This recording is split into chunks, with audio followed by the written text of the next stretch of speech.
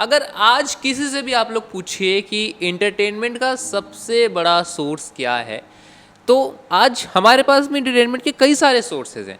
कोई बोलेगा मोबाइल है, कोई बोलेगा टेलीविज़न है, कोई अपने किसी और इंटरेस्ट की चीज़ बताएगा, कोई अपनी हॉबी बताएगा। तो आज बहुत सारी चीज़ें हैं। खैर, जो इंटरेस्ट और हॉबी जैसी चीज़ें हैं आज के टाइम में थोड़ी सी तो छूट चुकी हैं।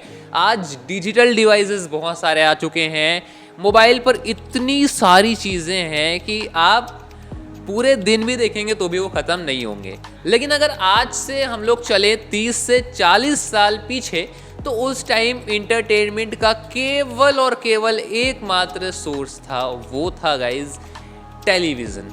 उस टाइम पे मोबाइल थे जो कि बिल्कुल नए नए आए थे और उस दौर के हिसाब से थोड़े एक्सपेंसिव थे, लेकिन फिर भी उस टाइम पर ज़्यादा क्रेज़ टेलीविज़न का ही था। अब अगर हम लोग 90s की बात करें तो उस टाइम पर एक ही चैनल का ज़्यादा क्रेज़ था, वो था गाइस दूरदर्शन, जिसको आजकल डीडी नेशनल कहा जाता है। लेकिन जब केबल टेलीविज़न रिवॉल्यूशन हुआ, उसके बाद फिर जब प्राइवेट टीवी चैनल्स आए, उसके बाद से फिर जो टीवी इंडस्ट्री है उसका विस्तार होना शुरू हुआ और जो प्राइवेट चैनल्स थे वो बहुत जल्दी ग्रो करना शुरू कर दी। और उस टाइम पर सबसे बड़े प्लेयर थे जी टीवी, स्टार प्लस और सोनी इंटरटेनमेंट टेलीविजन। सीधी सी बात थी कि जो जी टीवी है वो मिडिल क्लास हिंदी ऑडियंस को टारगेट करता था, जो स्टार प्लस है वो रैपिड एक्सपेंसेस मोड में था और जो सोनी है वो प्रीमियम इंटरटेनमेंट इमेज बिल्ड कर रहा था। अब अगर आप ध्यान देंगे या आप उस दौर के होंगे तो हर एक चैनल पे एक चीज कॉमन था, वो था गाइज रिलेटेबल स्टोरीज और ड्रामा। ओवरऑल कहें तो मिक्सिंग कंटेंट उस टाइम पर बहुत चल रहे थे और उसमें से अगर हम लोग एक डेडिकेटेड चीज देखें तो वो था ड्रामा और सास बहू जैसे शोज। लेकिन इन्हीं कंटेंट के बीच में एक और कंटेंट था जिसकी कमी टीवी इंडस्ट्री में थी, वो थी गाइज कॉमेडी।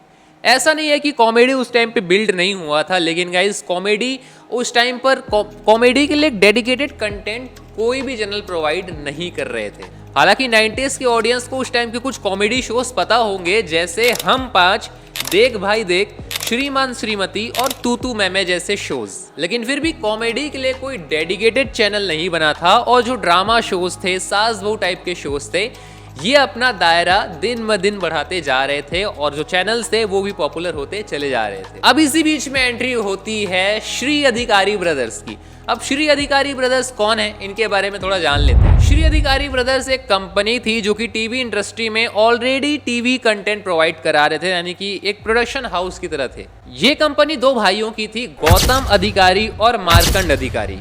जाहिर सी बात थी कि इस कंपनी को टीवी इंडस्ट्री की बहुत क्लोज से नॉलेज था और श्री अधिकारी ब्रदर्स ने देखा कि उस टाइम पर कॉमेडी कंटेंट का कोई डेडिकेटेड चैनल नहीं है और कहा जाता है कि मार्केट में आपको कुछ अलग करना पड़ता है, तब जाकर के आप सक्सेसफुल हो पाते हो। एक ही आइडिया पर पूरी भीड़ चल रही है तो वहां पर कॉम्पिटिशन ज्यादा होंगे, लेकिन अगर कोई एक बिजनेस आइडिया है जिस पर अगर कोई एक अकेला चल रहा है, अगर केवल आइडिया उसी के माइंड में है, तो ऑब्वियसली बात है उसको कॉम्पिटिशन्स कम फेस करने पड़ेंगे और वो उस पर्टिकुलर एरिया में फेमस भी हो जाएगा, क्योंकि ऑब्वियसली वो एक ऐसा कंटेंट प्रोवाइड कर रहा है जो कि मार्केट में कोई और कर ही नहीं रहा है। लेकिन फिर भी अगर इसको थोड़ा सा और डीपली देखें हम लोग कि श्री अधिकारी ब्रदर्स ने कॉमेडी को ही चूज क्यों किया, तो उसका एक अगर हम लोग कॉमन सा रीजन ये लें तो कॉमेडी जो शोज होते हैं इनमें ज़्यादा कॉस्ट नहीं होता है, इनमें देखा जाए तो ज़्यादा मेहनत लगती है कॉमेडी ऐड करने में। अब उसके लिए आपको केवल अपना माइंड का सारा खेल है, आपको अपना माइंड लगाना है और कौन कौन से सीन्स में कैसे कैसे कॉमेडी डाला जाएगा ये देखना होता है। लेकिन ऐसा कॉस्ट की सेट का कॉस्ट, अलग अलग लोकेशंस पे शूट करने का कॉस्ट, कोई ग्रीन स्क्रीन, कोई VFX, ये सब चीज़, हालांकि उस टाइम पे तो ये VFX वाली चीज़ बहुत दूर थी, लेकिन फिर भी अदर जैसे ड्रामा शोज़ हो गए, कोई फैंटेसी शोज़ हो गए, इन सब शोज़ से जो कॉमेडी शोज़ का कॉस्ट था वो थोड़ा सा कम था। क्योंकि कॉमेडी शोज़ में अक्सर ऐसा होता है कि एक ही सीन को कम से कम 15 से 20 मिनट तक रखा जाता है और उसमें अलग अलग कैरेक्टर्स कॉमेडी करते हैं और हम लोग को पता भी नहीं चलता कि एक ही सीन में कितने टाइम से एक ही सीन देख रहे हैं। लेकिन कॉमेडी है तो फिर किसी को ये चीज़ पता ही नहीं चलता है, इसलिए जो कॉमेडी शोज के कॉस्ट होते हैं वो थोड़े से कम होते हैं। हालांकि ये प्रोडक्शन हाउसेस पे डिपेंड करता है कि वो किस हिसाब से कॉमेडी शोज बना रहे हैं। एक और बहुत कॉमन सा रीज़न हम लोग लेते हैं, इसके लिए एक एग्जांपल लेते हैं। मान लीजिए एक रूम है जहां पर ड्रामा शो चल रहा है सास बहू वाला, वहां पर फैमिली साथ में मिलकर के नहीं देख सकती है, लेकिन थोड़ा सा अनकंफर्टेबल फील करने वाली चीज़ होती है।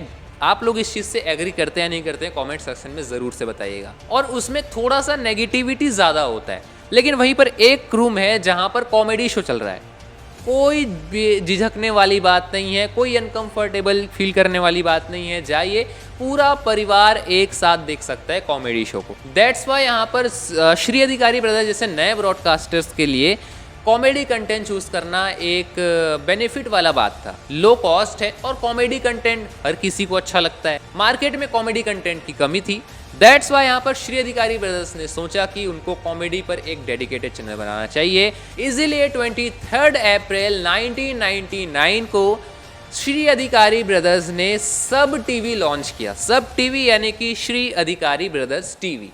और शुरुआत से ही चैनल का फोकस था कॉमेडी, ओनली कॉमेडी। अब कोई भी जो बिजनेस होता है वो जब मार्केट में नया नया आता है, ऑब्वियसली बात है कि उसको स्ट्रगल करना पड़ता है।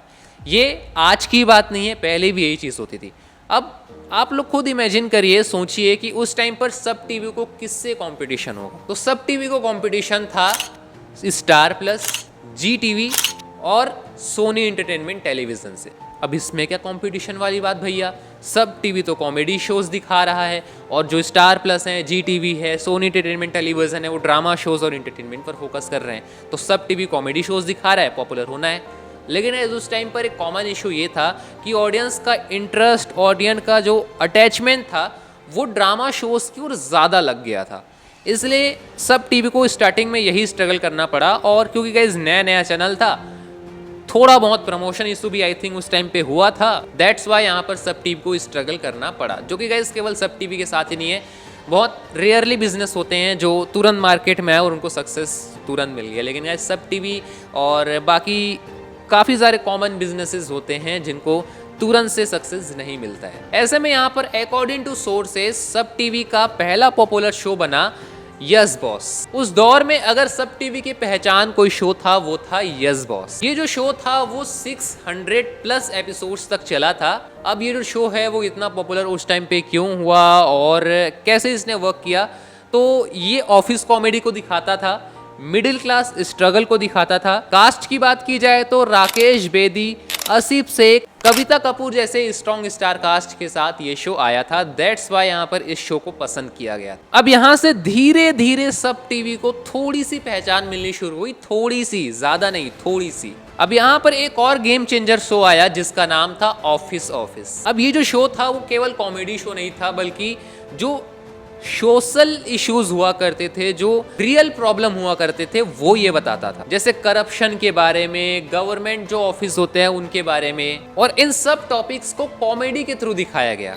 पंकज कपूर, संजय मिश्रा, मनोज पहवा जैसे स्ट्रॉन्ग कास्ट के साथ में ये शो आया था और इस शो को भी बहुत ज़्यादा पसंद किया गया और यहाँ से भी फिर सब टीवी को अपनी पहचान मिलनी शुरू हुई। अब यहाँ पर भले ही सब टीवी धीरे धीरे ग्रो कर रहा था, लेकिन गाइज यहाँ पर एक फाइनेंशियल प्रॉब्लम भी थी। स्क्रीन पर तो लग रहा था कि सब कुछ ठीक चल रहा है, नया चैनल है, अपनी स्ट्रेटेजी लगा रहा है, जो शोज है उनको पॉपुलर करने की कोशिश कर रहा है, लेकिन इकोनॉमिक टाइम्स के अकॉर्डिंग जो सब टीवी है वो फाइनेंशियल प्रेशर में था। चैनल को लगातार लॉसेस फेस करने पड़ रहे थे। कुछ रिपोर्ट्स कहती हैं कि जो ब्रॉडकास्टर्स थे उनको 10 करोड़ ईयरली लॉसेस हो रहे थे। यानी कि देखने में तो सब कुछ सही था, चैनल अपनी तरफ से कोशिश कर रहा था, लेकिन इसके बावजूद सब टीवी को इतने लॉसेस झेलने पड़ रहे थे। अब हालांकि देखें तो नए बिजनेस के साथ में ये कॉमन चीज़ है कि कोई भी नया बिजनेस आता है तो मार्केट में उसको जगह बनाने के लिए काफ़ी स्ट्रगल करना पड़ता है। यहाँ पर कुछ यूनिक चीज़ अपनानी पड़ती है या फिर एक लक भी यहाँ पर साथ देता है, लेकिन फिर भी लक तो एक अलग बात है। कुछ ना कुछ यूनिक करना पड़ता है ब्रॉडकास्टर्स को, कुछ ना कुछ यूनिक करना पड़ता है बिजनेस वालों को, जिससे ऑडियंस का जो पूरा ध्यान है वो अपनी ओर अट्रैक्ट कर सके। सब टीवी के पास में बड़े शोज तो थे जो कि अच्छा परफॉर्म कर रहे थे, लेकिन गाइस फिर भी जितना मिलना चाहिए प्रॉफिट उतना नहीं मिल रहा था। दैट्स वाई यहाँ पर रिपोर्ट्स के अकॉर्डिंग सब टीवी को लॉसेस फेस करने पड़ रहे थे। अब इसी बीच में एक ऐसा बिजनेस डील होने वाला था जिससे गाइस पूरा टीवी इंडस्ट्री हिलने वाला था, क्योंकि गाइस इस बिजनेस डील के बाद में सब टीवी की पूरी कहानी ही चेंज होने वाली थी। लेकिन ये बिजनेस डील किस रीजन की वजह से हुआ, किस तरीके से हुआ और उसके बाद में फिर कैसी स्ट्रेटेजी सब टीवी के साथ में लगाई गई और तारक मेहता का उल्टा चश्मा सब टीवी को कैसे मिल गया।